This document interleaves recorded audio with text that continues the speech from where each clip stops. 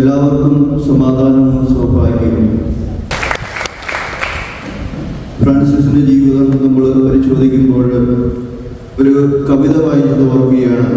ഞാൻ തേടിയതെല്ലാം നേടേണ്ടതല്ലെന്നും ഞാൻ നേടിയതെല്ലാം സ്വർഗീയമല്ലെന്നും ഞാൻ ഓടിയതെല്ലാം വഴിനോക്കിയല്ലെന്നും ഞാൻ കൈവിട്ടതെല്ലാം ഗുരു തന്നതാണെന്നും അറിയുന്നു ഞാൻ ഈ നിമിഷം, അഭിഷേകമൊഴുകുന്ന നിമിഷം.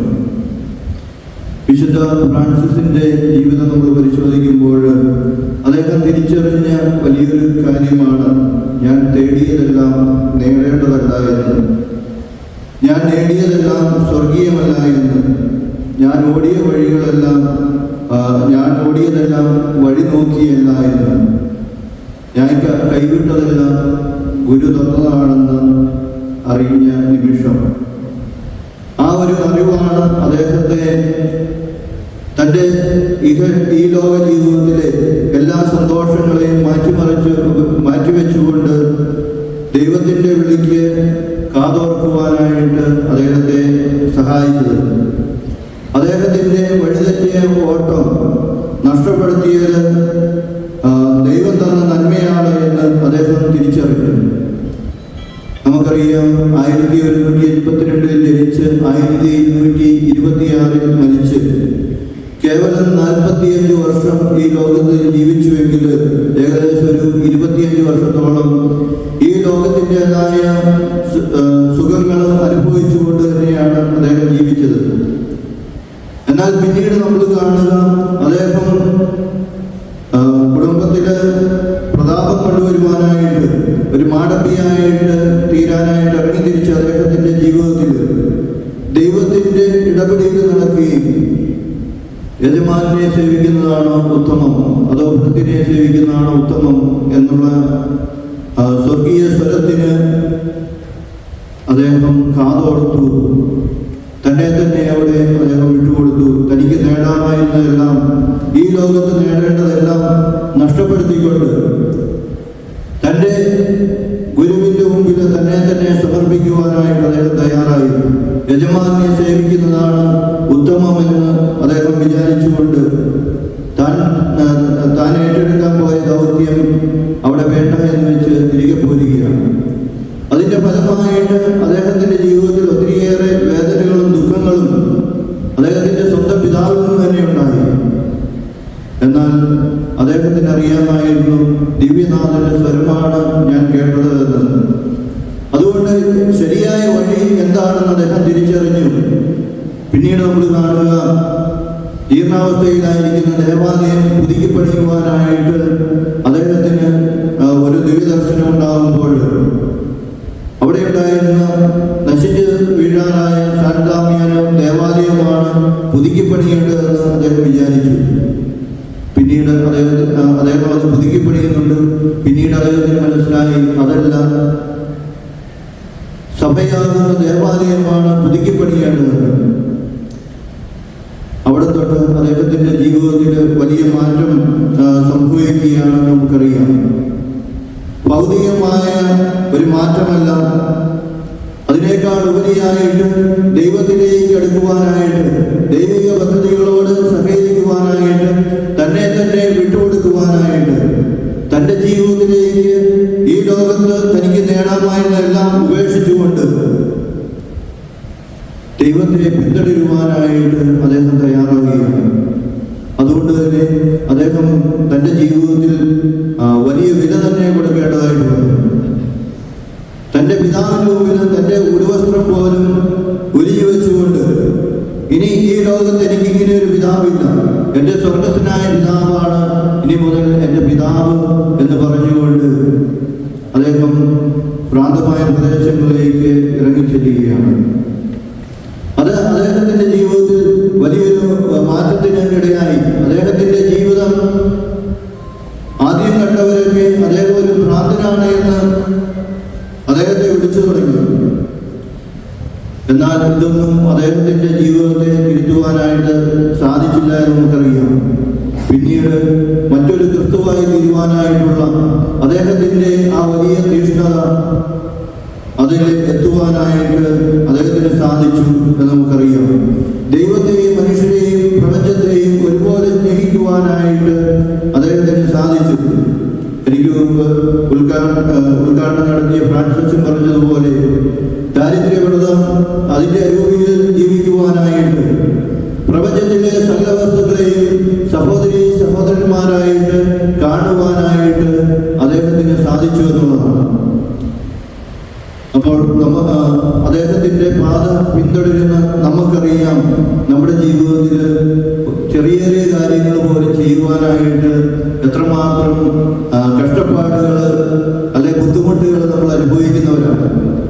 അപ്പോൾ ജീവിതം മുഴുവൻ മറ്റൊരു ക്രിസ്തുവായി തീരുവാനായിട്ട് തന്നെ സമർപ്പിച്ച ഒരു വ്യക്തിയുടെ ജീവിതത്തിൽ എത്രമാത്രം ത്യാഗങ്ങൾ, വേദനകൾ, ബുദ്ധിമുട്ടുകൾ അദ്ദേഹം നേരിടേണ്ടി വന്നിട്ടുണ്ട്. ഇന്ന് ആ മനുഷ്യനെ ലോകം മുഴുവൻ ആദരിക്കുന്നുണ്ട് എങ്കിൽ അദ്ദേഹത്തിന്റെ ആ പ്രവൃത്തികൾ തന്നെയാണ് നമുക്കറിയാം. ലോകത്തിലെ നാനാജാതി മതസ്ഥര് ഒരു തരത്തിൽ അല്ലെങ്കിൽ മറ്റൊരു തരത്തിൽ അദ്ദേഹത്തിന്റെ ചൈതന്യം ഉൾക്കൊണ്ട് ജീവിക്കുന്നവരാണ്.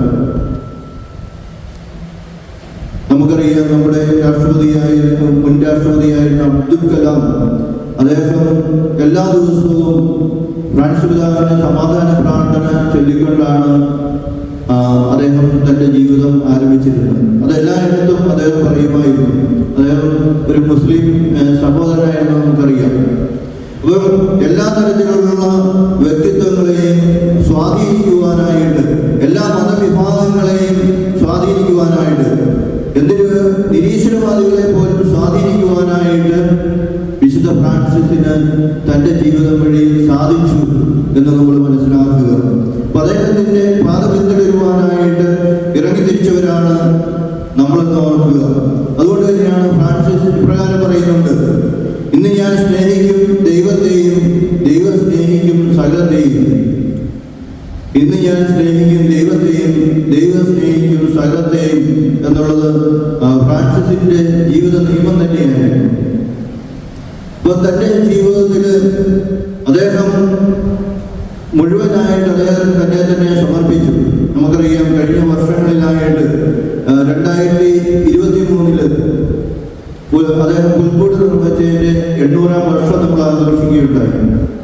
ആദ്യമായിട്ട് പുൽക്കൂട് നിർമ്മിച്ച വ്യക്തി നമുക്കെല്ലാവർക്കും അറിയാം, ഫ്രാൻസിസ് പിതാവ് തന്നെയാണ്. അതുപോലെ തന്നെ കഴിഞ്ഞ വർഷം പഞ്ചക്ഷതം കിട്ടിയതിന്റെ 800-ാം വർഷം നമ്മൾ ആഘോഷിച്ചു. നമ്മളിൽ കുറച്ച് പേരെങ്കിലും ഭരണങ്ങാനത്ത് അതിന്റെ ഓർമ്മയാചരണത്തിനൊക്കെ ആയിട്ട് നമ്മൾ പങ്കെടുത്തിട്ടുണ്ട്. നിങ്ങളുടെ പ്രധാനപ്പെട്ട വ്യക്തിത്വങ്ങൾ അവിടെ വന്നിട്ടുണ്ട്. രൂപതാ മിനിസ്റ്ററും റീജിയൻ മിനിസ്റ്ററും ഒക്കെ അതിൽ പങ്കെടുത്തവരാണ്. അതുപോലെ തന്നെ ഈ വർഷം അദ്ദേഹം സൂര്യകീർത്തനം രചിച്ചതിന്റെ 800-ാം വർഷം നമ്മൾ ആഘോഷിക്കുകയാണ്. വരുന്ന വർഷം അദ്ദേഹം മരിച്ചതിന്റെ 800-ാം വർഷം നമ്മൾ ആഘോഷിക്കുകയാണ്. അപ്പൊ നമ്മളെ സംബന്ധിച്ചിടത്തോളം വളരെ പ്രാധാന്യമുള്ള വർഷങ്ങളിലൂടെയാണ് നമ്മൾ കടന്നു പോകുക. ഇന്ന് നമുക്ക് ക്ലാസ് എടുക്കുവാനായിട്ട് വന്നിരിക്കുന്ന ബ്രദർ വർഗീസ് വളപ്പില, അദ്ദേഹം ചെറുപ്പകാലം മുതൽ തന്നെ അദ്ദേഹം ഈ ചൈതന്യത്തിൽ ജീവിതം ആരംഭിച്ച വ്യക്തിയാണ്. ഏകദേശം എനിക്ക് തോന്നുന്നു 26 വർഷത്തോളം അദ്ദേഹം ഈ ശുശ്രൂഷയിൽ പ്രവർത്തിക്കുന്നയാളാണ്. അപ്പൊ അദ്ദേഹത്തിന്റെ ബാല്യകാലം മുതൽ ആ ചൈതന്യം ഉൾക്കൊണ്ടുകൊണ്ട് തന്നെയാണ് ഇന്ന് ജീവിക്കുക. അതുകൊണ്ട് തന്നെയാണ് അദ്ദേഹത്തെ ദൈവം ഉയർത്തിയിട്ടുണ്ട് എന്നുള്ളത് യാഥാർത്ഥ്യമാണ്. അപ്പൊ നമ്മുടെ ജീവിതത്തിൽ നമ്മളെ ദൈവം പ്രത്യേകമായിട്ട് വിളിച്ചുവെങ്കിൽ ഈ വിളിക്ക് പ്രത്യുത്തരം കൊടുക്കുവാനായിട്ട് നമ്മൾ ഓരോരുത്തരും തയ്യാറാകുക എന്നുള്ളതാണ്. ദൈവത്തിന്റെ വിളിക്ക് കാതോർക്കുവാനായിട്ട് നമ്മൾ തയ്യാറാകുക.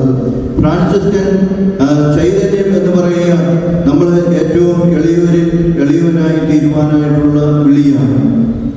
ഇന്ന് ലോകം മുഴുവൻ എല്ലാ കാര്യത്തിലും 1-ാം സ്ഥാനത്തിന് വേണ്ടി നിലപാടെടുക്കുമ്പോൾ നമ്മളെ സംബന്ധിച്ചിടത്തോളം ഏറ്റവും നിസ്സാര വ്യക്തികളായിട്ട് നമ്മുടെ കുടുംബങ്ങളിലാകാം, നമ്മുടെ ഇടവകളിലാകാം, നമ്മുടെ മണ്ഡലങ്ങളിലാകാം, എല്ലാവർക്കും സ്വീകാര്യനായ വ്യക്തിത്വമായിട്ട് രൂപാന്തരപ്പെടുവാനായിട്ടാണ് നമ്മൾ വിളിക്കപ്പെട്ടിരിക്കുക.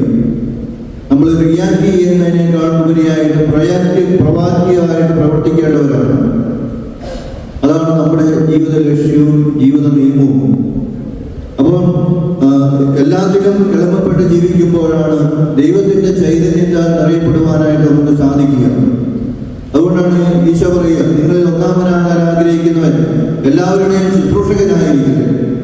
ഈ ഒരു ശുശ്രൂഷ ദൗത്യമാണ് നമുക്ക് നമ്മുടെ കുടുംബത്തിലും നമ്മുടെ ഇടവകയിലും നമ്മുടെ ചുറ്റുപാടുകളിലും ഒക്കെ നമുക്കുള്ളത്. അപ്പൊ ആ ദൗത്യം ഏറ്റവും വിശ്വസ്തയോടെ നിർവഹിക്കുവാനായിട്ട് നമുക്ക് പ്രത്യേകമായിട്ട് പരിശ്രമിക്കാം.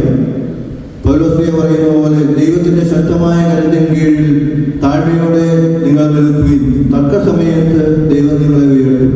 അപ്പൊ ദൈവസന്നിധിയിൽ താഴ്മയോടുകൂടി നിൽക്കുവാനായിട്ടുള്ള വലിയൊരു വിളിയാണ് ഫ്രാൻസിസ്കൻസ് എന്ന നിലയിൽ ഇപ്പൊ ഞങ്ങളെ സംബന്ധിച്ചാണെങ്കിലും സിസ്റ്റേഴ്സിനെ സംബന്ധിച്ചാണെങ്കിലും നിങ്ങൾ ഓരോരുത്തരെ സംബന്ധിച്ചും ദൈവം നമുക്ക് നൽകിയിട്ടുള്ള ഏറ്റവും വിളി അതാണ് നമ്മുടെ ഫ്രാൻസിസ്കൻ ചൈതന്യം. അപ്പൊ അതനുസരിച്ച് ജീവിക്കുവാനായിട്ട് നമുക്ക് പരിശ്രമിക്കാം. ഇന്നലെ മനോഹരമായി സൺഡേ ദീപികയിൽ ഫ്രാൻസിസിന്റെ സൂര്യചന്ദ്രന്മാരുടെ സഹോദരൻ എന്ന് പറഞ്ഞുകൊണ്ട് മനോഹരമായൊരു ലേഖനം കിടപ്പുണ്ടായിരുന്നു. അപ്പൊ അത് ദീപിക വരുത്തുന്നവരുണ്ടെങ്കിൽ നിങ്ങൾ സൺഡേ ദീപിക നോക്കിയാൽ കാണാം. അപ്പം ഇന്ന് ലോകമാസകലം ഫ്രാൻസിസ്കൻ ചൈതന്യം വിശാലമായിക്കൊണ്ടിരിക്കുകയാണ്. നമുക്കറിയാം, നമ്മുടെ ഫ്രാൻസിസ് മാർപ്പാപ്പ തന്നെ ഏറ്റവും വലിയ ഉദാഹരണമാണ്. ജെസ്യൂട്ടായിരുന്ന അദ്ദേഹത്തെ സംബന്ധിച്ചിടത്തോളം ആ നാമം സ്വീകരിച്ചത് ഫ്രാൻസിസിന്റെ ആ ജീവിത ശൈലി അദ്ദേഹത്തെ ഒത്തിരിയേറെ സ്വാധീനിച്ചത് കൊണ്ടാണ്. ഇന്ന് അദ്ദേഹത്തിന്റെ ജീവിതം സ്വാധീനിച്ചുകൊണ്ട് അനേകർ അദ്ദേഹത്തിന് പിന്നാലെയുണ്ട്. നമ്മുടെ ലോകത്തിൽ നഷ്ടപ്പെട്ടുകൊണ്ടിരുന്ന യുവജനങ്ങളെ തിരിച്ചു കൊണ്ടുവരുവാനായിട്ട് തീർച്ചയായിട്ടും ഫ്രാൻസിസ് മാർപ്പാപ്പയ്ക്ക് സാധിച്ചിട്ടുണ്ട്. അദ്ദേഹത്തിന്റെ ആ പ്രവർത്തന ശൈലി അനേകരെ സ്വാധീനിച്ചിട്ടുണ്ട്, നമ്മളെ ഓരോരുത്തരെയും സ്വാധീനിച്ചിട്ടുണ്ട്. അദ്ദേഹം രോഗിയായിരുന്നപ്പോൾ നമ്മളെല്ലാവരും അദ്ദേഹത്തിന് വേണ്ടി പ്രാർത്ഥിക്കുകയായിരുന്നു. ദൈവം നമ്മുടെ എല്ലാവരുടെയും പ്രാർത്ഥന കേട്ട് ഫ്രാൻസിസ് മാർപ്പാപ്പയെ സൗഖ്യപ്പെടുത്തി. അതിൽ നമുക്ക് ദൈവത്തിന് നന്ദി പറയാം. അതുപോലെ തന്നെ നമ്മുടെ ജീവിതത്തിൽ ഈ ചൈതന്യം ഉൾക്കൊണ്ട്